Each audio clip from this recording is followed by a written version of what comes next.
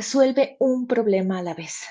Sé que para muchos puede resultar fastidioso y que a veces ya tenemos una larga lista de incomodidades con una persona porque hemos evitado tener discusiones. Sin embargo, lo más importante es centrarnos en un problema por ocasión. Si nosotros sacamos la lista completa, la otra persona se va a poner a la defensiva, se va a sentir sumamente criticada, la plática se va a dispersar mucho y realmente no vamos a conseguir nada.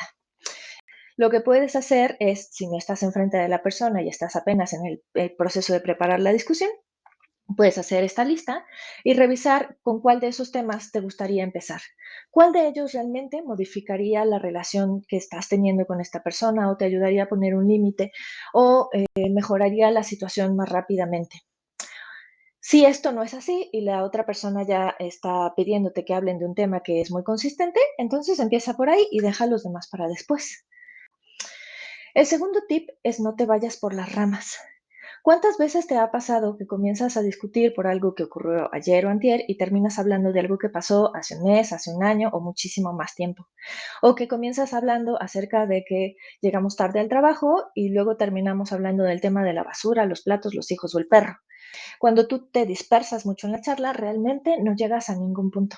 Simplemente acumulas resentimiento y muchísimo más enojo. Entonces es importante concentrarte solo en el tema en el que estás en ese momento. Si la otra persona se empieza a disgregar de ese tema, siempre puedes decirles cosas como, tienes razón, eso también es importante.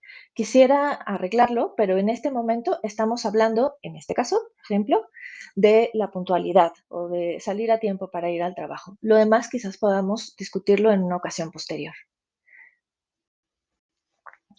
El tercer tip es evitar la crítica. Cuando tú generalizas y etiquetas a alguien, cuando tú le dices eres flojo, eres irresponsable, etcétera, etcétera, eso le hace sentir más enojado y vuelve mucho más difícil la posibilidad de poder tener una charla que los lleve a una conclusión adecuada. Sé preciso.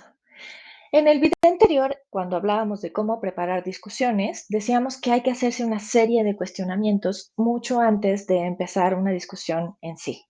Si no has visto ese video, por favor, regrésate y chécalo, porque esto va a ser muy importante a la hora de expresar una crítica. Siempre que tú llegas a una discusión con una propuesta, tienes mucho más probabilidades de que la otra persona sea receptiva a lo que estás diciendo. E incluso si la otra persona quiere algo diferente, el que lo puedan hablar abiertamente les permite llegar a una negociación en vez de terminar en una pelea. Es necesario agradecerle a la otra persona por haberte escuchado y por intentar llegar a una solución con ella si este fue el caso, ¿no? Muchas veces nos saltamos este paso porque creemos que si el otro está causando problemas, pues lo menos que puede hacer es solucionarlo.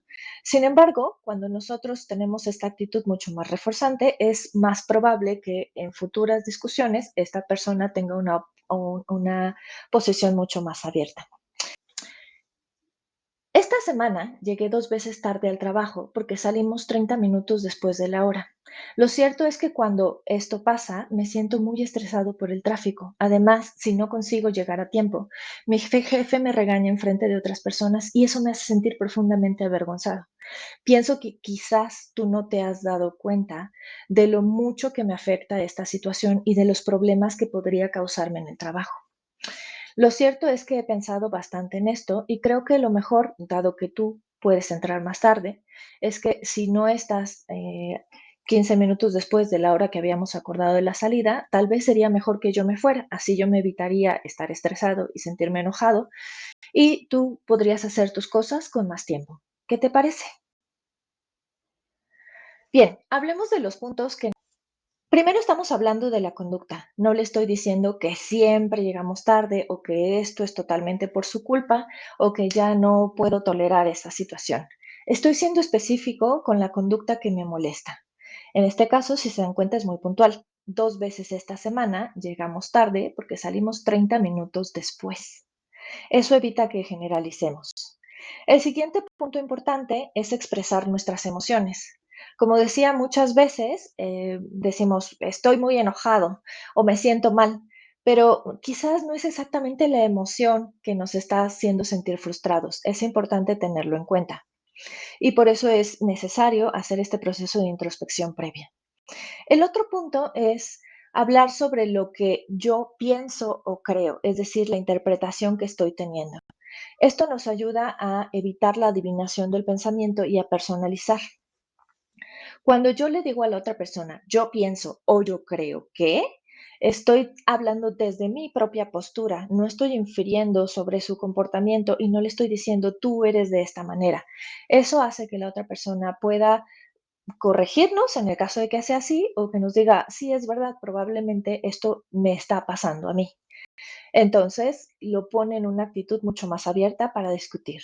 Y el punto final es terminar con la idea de cómo solucionarlo en vez de amenazar.